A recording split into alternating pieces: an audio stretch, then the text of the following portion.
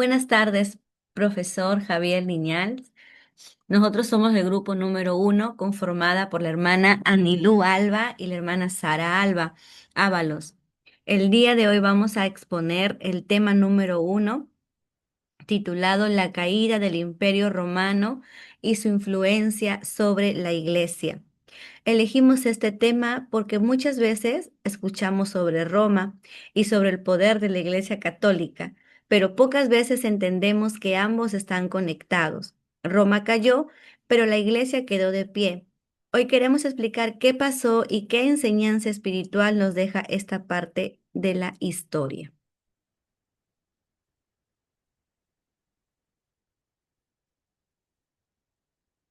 Introducción. Para entender esto, primero recordemos que el Imperio Romano fue una de las potencias más grandes de la historia.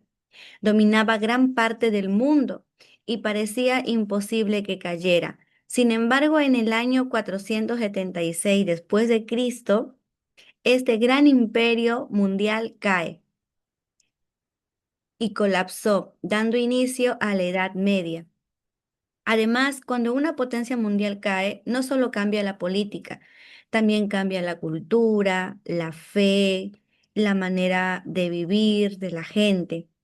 Y en medio de este caos, la iglesia cristiana, que había nacido dentro del imperio, empezó a tomar un nuevo rol. Causas internas de la caída de este gran imperio. Roma no cayó de la noche a la mañana, se fue desgastando desde adentro. Había corrupción moral, corrupción política. Los gobernantes buscaban el placer y el poder antes que la justicia de su pueblo. También se identificaban crisis económica e injusticias sociales. La gente perdió los valores espirituales y morales que sostenían una sociedad. Además, el imperio se dividió desde Oriente y Occidente, lo que debilitó aún más su unidad. Causas externas de la caída de este gran imperio. A todo eso se sumamos los ataques de los llamados bárbaros, como los visigodos, vándalos y hunos. Ellos invadían ciudades, saqueaban y destruían todo lo que encontraban en su camino. Las invasiones eran constantes, por lo cual se debilitó las fronteras y fue de fácil acceso para estos pueblos bárbaros. Roma fue saqueada varias veces hasta caer definitivamente en el año 476 después de Cristo. Fin del Imperio Romano de Occidente. El último emperador se llamó Rómulo Augustulo y fue derrocado en el año 476 después de Cristo.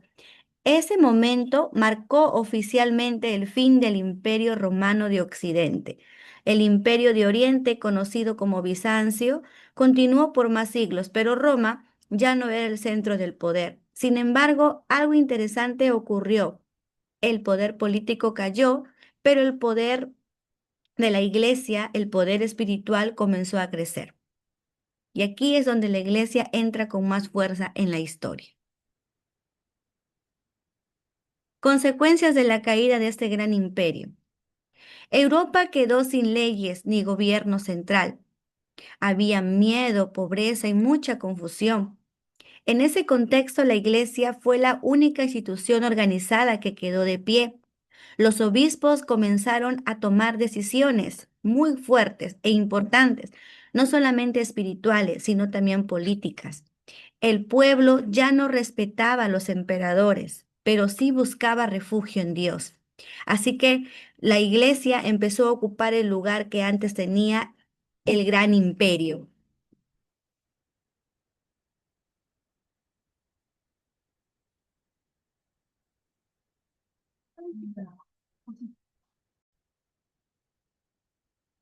Le doy pase a mi hermana Sara.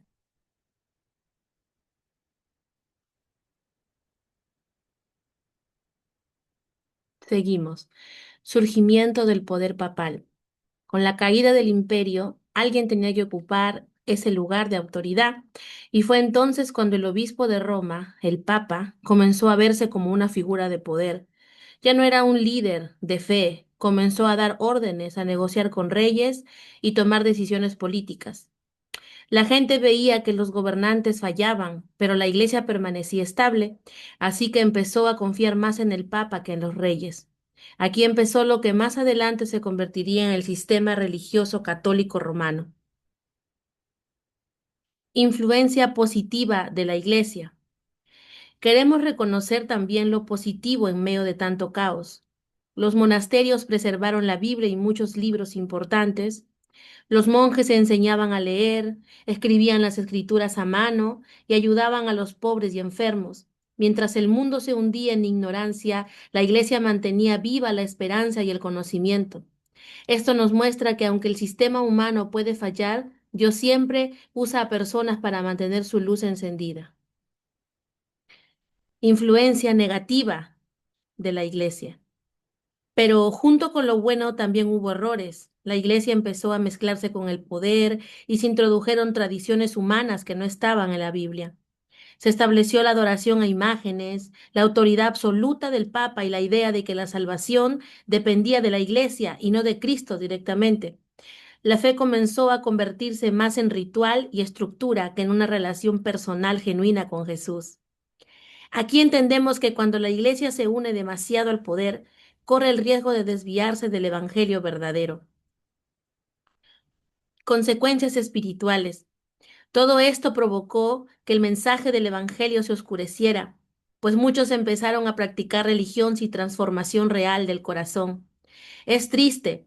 Cristianos que querían vivir conforme a la palabra fueron perseguidos, no por el imperio, sino por la misma institución religiosa. Aún así, Dios siempre guardó un remanente, personas fieles, que mantuvieron viva la verdad de Cristo. Preparación para la Reforma. Todos estos errores religiosos hicieron que siglos después muchos cristianos buscaran un regreso a la Biblia. Y ahí comenzamos la Reforma protestante, con hombres como Martín Lutero, que recordamos al mundo que la salvación es por gracia, por medio de la fe y solo en Cristo, no por obras ni tradiciones. Esto nos enseña que Dios puede permitir desviaciones históricas, pero siempre levanta a alguien para restaurar su verdad. Vamos a ver ahora la conclusión. La caída de Roma quitó el poder de los hombres, pero Dios usó ese tiempo para levantar su obra de otra manera.